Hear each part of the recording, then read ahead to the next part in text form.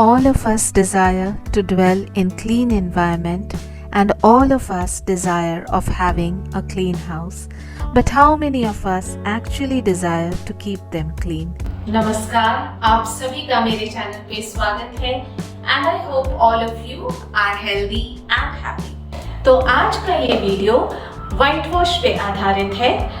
White wash is essential for every house because giving our home a makeover is something all of us love to do and I am no exception। तो आज के video में मैं आपको बताऊंगी कि painting से पहले अपने घर में कौन कौन सी तैयारी करनी चाहिए और पेंटिंग के दौरान किन किन बातों का विशेष ध्यान रखना चाहिए। तो चलिए शुरू करती हूँ। देखने से शायद आपको मेरा घर उतना गंदा नहीं लग रहा होगा, लेकिन मैं हर 3 साल पर सफेदी कराना पसंद करती हूँ क्योंकि मुझे साफ सुथरी सफेद दीवारें बेहद पसंद है, या फिर कोई भी हल्के रंग की दीवारें। हाँ, सफेद के प्रति झुकाव थोड़ा ज्यादा है। तो देखिए, ये नजदीक से मैं आपको दिखा रही हूँ और ये दीवार बिल्कुल एंट्रेंस के पास है। तो घुसते के साथ ही ये गंदी सी दीवार आपको देखने को मिलेगी और सफेद पे दाग धब्बे ज्यादा प्रोमिनेंटली नजर आते हैं और कहीं कहीं से दीवारें डैमेज भी हो गई हैं, जो कि बहुत ही शैबी लुक देता है घर को। और जो डोमेस्टिक हेल्प होती है वो भी पोछा लगाते वक्त गीले हाथों से पंखा या फिर लाइट ऑन करती है, तो इस वजह से वहाँ की दीवारें बहुत गंदी हो जाती हैं। तो मैं उस पल का इंतजार नहीं करती हूँ जबकि दीवारें बिल्कुल गंदी हो जाए, क्योंकि अगर दीवारें साफ होंगी तो घर खुद ब खुद सुंदर लगता है, उसे ज्यादा सजाने की जरूरत नहीं पड़ती है। किसी भी काम को शुरू करने से पहले एक मास्टर प्लान बना लें। क्या करें, कैसे करें, कब करें, इन सब का एक प्लान होना चाहिए। और उस प्लान में सबसे पहला पॉइंट है कि अपने घर को डीक्लटर करिए। जितना भी कबाड़ है उसे बाहर निकाल लीजिए और वही काम मैं अभी कर रही हूँ। तो यहाँ शेल्फ पे बहुत सारी चीज़ें जो कि मुझे ज़रूरत नहीं थी वो पड़ी हुई थी। और कबाड़ निकालने का बेहतरीन तरीका ये है कि जो चीज़ आपने सालों से या महीनों से इस्तेमाल नहीं किया है वो कबाड़ की गिनती में आता है, उसे तुरंत निकाल देना चाहिए। अमूमन धारणा ये होती है कि व्हाइट वॉश एक बहुत बड़ा काम है। बिल्कुल ये बड़ा काम होता ही है क्योंकि चीजों को इधर से उधर करना और सारा घर अस्त व्यस्त हो जाता है, लेकिन अगर थोड़ी सी प्लानिंग कर लें तो ये सारा प्रोसेस सिंप्लीफाई हो जाता है। तो इसलिए इस तरह से डीक्लटर करना बहुत जरूरी है, चाहे वो शेल्फ हो, वार्डरोब हो, ड्रॉर हो। इस तरह से पहला फायदा ये होता है कि आपके घर का जो भी कचरा कबाड़ होता है वो सारा निकल जाता है। और दूसरा फायदा ये होता है कि व्हाइट वॉश के बाद जब आप चीजों को उनकी जगह पे रख रही होती हैं तो आपका काम ऑलरेडी आधा हुआ रहता है। आपको ये नहीं सोचना होता है कि इस चीज के लिए जगह बनाना है, ऑलरेडी जगह काफी क्रिएट हो जाता है क्योंकि आपका वार्डरोब या ड्रॉर डीक्लटर हो चुका है। तो आपके पास जगह भी रहता है, आपको सिर्फ चीजों को उठाकर उनके जगह पर रख देना है। तो इसलिए वो उधेड़बुन और वो माथापच्ची करना नहीं पड़ता है कि ये चीज कहाँ रखूं या वो चीज कहाँ रखूं। इसलिए व्हाइट वॉश से पहले आप अपने घर को डीक्लटर जरूर कर लें। नेक्स्ट पॉइंट ये कि पेंटर यानी कि वेंडर से एक एक चीज पहले ही डिटेल में डिस्कस कर लीजिए, जैसे कि समय कितना लगेगा, स्टेप बाय स्टेप प्रोसीजर क्या होगा, टचअप, वॉल पुट्टी, घिसाई, सफाई वगैरह, और लास्ट कि पेंट क्वालिटी क्या रहेगा। खास तौर पे समय जरूर निर्धारित कर लें पहले से ही, और जितना समय वो बताता है उससे एक दिन ज्यादा लेकर चलिएगा। और प्लानिंग का थर्ड पॉइंट ये है कि अगर आप अपने घर में कोई चेंजेस लाना चाहती हैं, क्योंकि एक ही सेटअप को देखते देखते हम सब बोर हो जाते हैं, तो ये मौका अच्छा होता है अपने घर को एक फ्रेश लुक देने का। जो भी थोड़ा बहुत रेनोवेशन वर्क या रिपेयर वर्क है आप व्हाइट वॉश से पहले प्लान कर सकती हैं। और चूंकि मैंने एडवांस प्लानिंग कर रखा था व्हाइट वॉश का, इसलिए ये जो पुरानी फटी हुई दोहरे या फिर चादरें वगैरह मैंने डिस्कार्ड नहीं किया था, क्योंकि ये यूज़ करते करते इतने सॉफ्ट हो जाते हैं कि इनसे फर्श बहुत अच्छे तरीके से साफ होता है। चूना का जितना भी दाग धब्बा वो सारा कुछ निकल जाता है मुलायम कपड़े से। और पुरानी चादरों को मैंने फर्नीचर को ढकने के लिए यूज़ किया है। और वाइट वॉश का थंब रूल ये है कि अंदर से शुरू करते हुए बाहर की ओर आना चाहिए। तो सबसे पहले सबसे अंदर वाले कमरे को खाली किया जा रहा है, और चूँकि मैं ज़्यादा चीज़ों को बाहर डिस्प्ले पे नहीं रखती हूँ, सारा कुछ ड्रॉअर में रहता है अंदर, इसलिए कमरे को खाली करने में ज़्यादा समय नहीं लगा। पेंटिंग शुरू होने से पहले ये ज़रूर चेक कर लें कि ये डब्बा सील्ड होना चाहिए।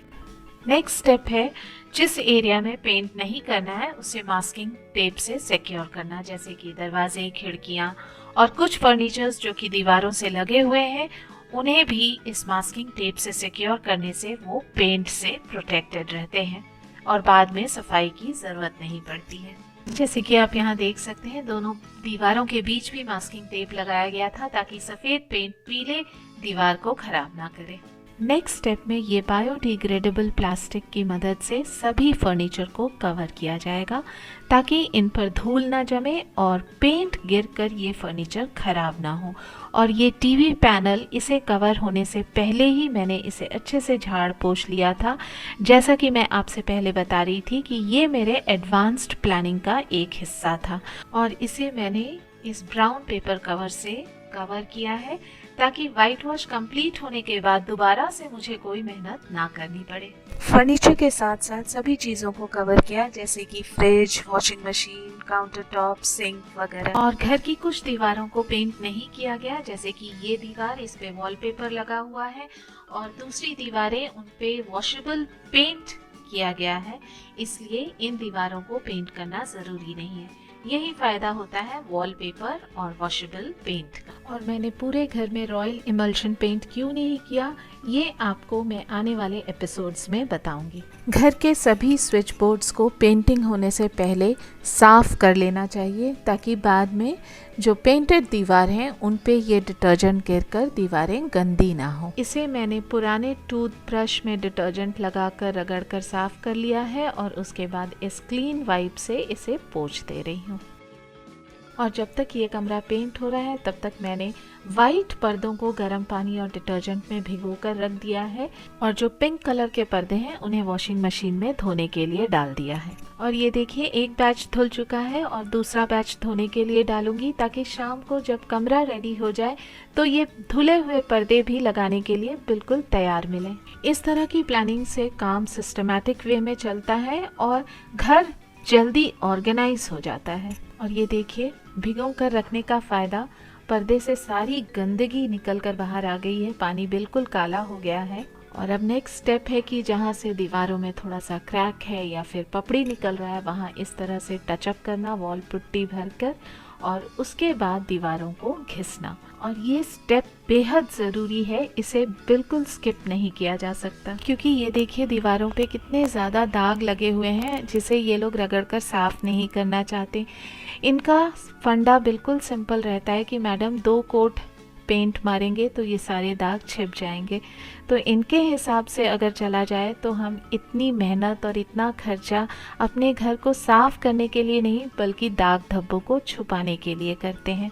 तो इस वजह से मुझे इन लोगों के पीछे काफ़ी लगना पड़ा ताकि दीवारों पे लगे दाग धब्बे रगड़ कर साफ करें। आगे बढ़ने से पहले अगर आप मुझे पहली बार देख रहे हैं तो चैनल को सब्सक्राइब जरूर कर लीजिए और नीचे दी गई घंटी को बजाना ना भूलें मेरे नए वीडियो की जानकारी के लिए। और अगर वीडियो पसंद आता है तो इसे लाइक और शेयर ज़रूर कीजिएगा, बहुत सपोर्ट मिलता है। और आप मुझे फेसबुक और इंस्टाग्राम पे भी फॉलो कर सकते हैं। तो चलिए अब आगे बढ़ती हूँ। और अब नेक्स्ट स्टेप है पेंटिंग का। तो इसके लिए पेंट को अच्छी तरह से शफल करते हुए मिला लेना बहुत ज़रूरी होता है। और फिर पेंटिंग हमेशा ऊपर सीलिंग से शुरू करते हुए धीरे धीरे नीचे आते जाते हैं। फायर अलार्म को छोड़कर पंखे और सीलिंग लाइट्स को इस तरह से कवर किया गया है। और दीवारों को पेंट करने के लिए रोलर यूज़ किया जाता है, जबकि जो नैरो स्पेस है जैसे कि खिड़की के किनारी वगैरह या फिर 2 दीवारों का जो जॉइंट सेक्शन होता है वहाँ पर इस तरह का पेंटिंग ब्रश यूज़ किया जाता है।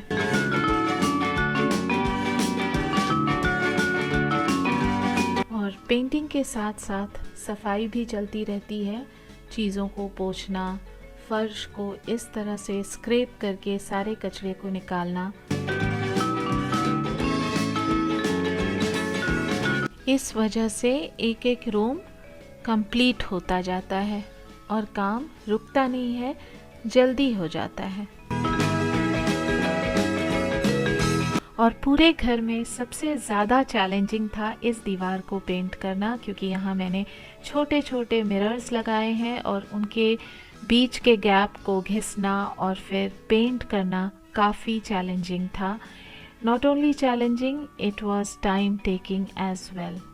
सो बहुत धीरे धीरे इसे किया गया और उसके बाद एक सूखे कपड़े से हर एक मिरर को पोंछा गया, नहीं तो वो चूने का स्टेन दिखता रहता और फिनिश नहीं आता।